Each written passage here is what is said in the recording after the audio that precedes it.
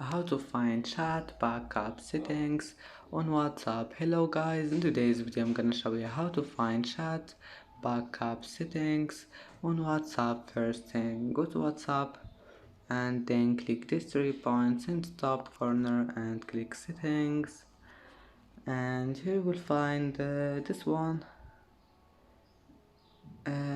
chats, and then all you need to do is just scroll down. Here you will find it, chat backup. Just click on it, and here you can back up your chat, and just by click this one here. And that's it for today's video. If you like this video, don't forget like and subscribe, and thank you for watching this video until the end.